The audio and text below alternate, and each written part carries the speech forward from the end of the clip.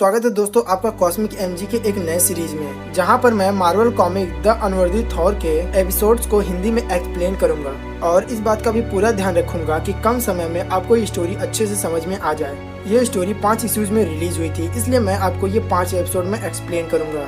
तो चलिए शुरू करते हैं आज की हमारी ये वीडियो।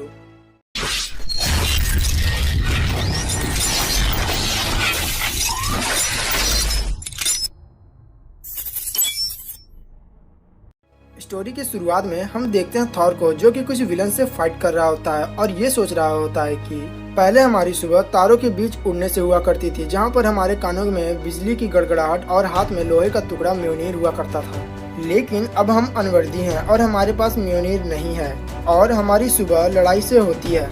3 महीने पहले हम देखते हैं मून का सरफेस, जहाँ पर एक बड़ा सा गड्ढा होता है। दरअसल थॉर को कुछ दिनों से खबर मिल रही थी कि मून के सैटेलाइट को कुछ दिनों से कोई नुकसान पहुंचा रहा है और थॉर वहीं पे उसका पता लगाने गया होता है।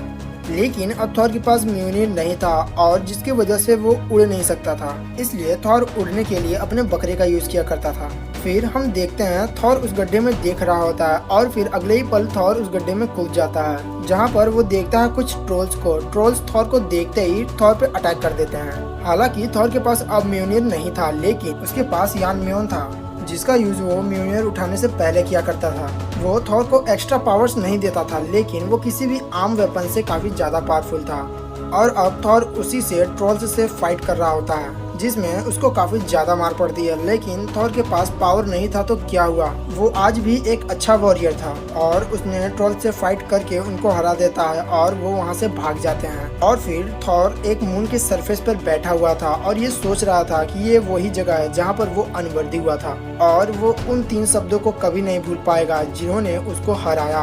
तभी थॉर को एक आवाज आती है। तब थॉर उधर जब मुड़कर देखता है तो वहाँ पे वॉचर खड़ा हुआ होता है। थॉर उसे पहचान नहीं पाता और पूछता है, तुम कौन हो? जिस बात पे वॉचर बोलता है, मैं वॉचर हूँ। मैंने कई यूनिवर्स को डिस्ट्रॉय होते हुए देखा है और कई सुपर हीरोज को मरते हुए देखा है और उन्हीं सुपर हीरोज को किसी और यूनिवर्स में बनते हुए भी देखा है। और अब मैं यहाँ पर तुम्हें एक गुड न्यूज देने आया हूँ। इस यूनिवर्स के बनने के बाद यहाँ पे कई सारी चीजें नई हैं। उसमें से एक है वो वेपन, जो कि किसी और यूनिवर्स से इस यूनिवर्स में आ गया है और वो वेपन है किसी और यूनिवर्स के थॉर का। लेकिन उस यूनिवर्स के डिस्ट्रॉय होने के साथ साथ उस यूनिवर्स का थॉर भी डिस्ट्रॉय हो गया था, लेकिन उसका वेपन इतना ज्यादा पावरफुल था कि वो वहाँ से बच निकला और वो अब इस यूनिवर्स में है। जिस बात पर थॉर पूछता है कि वो अभी कहाँ है, मुझे कहाँ मिलेगा, और वॉचर बताता है कि वो अभी एसगार्ड में है। जिसे सुनते ही थॉर बिना टाइम वेस्ट किए अपने बकरे पर बैठता है और एसगार्ड के लिए निकल जाता है और साथ ही ये सोच रहा होता है कि एसगार्ड डिस्ट्रॉय होने के बाद वहाँ के सभी लोग एसगार्डियन नाम के एक जगह पर रहते हैं, इसलिए वो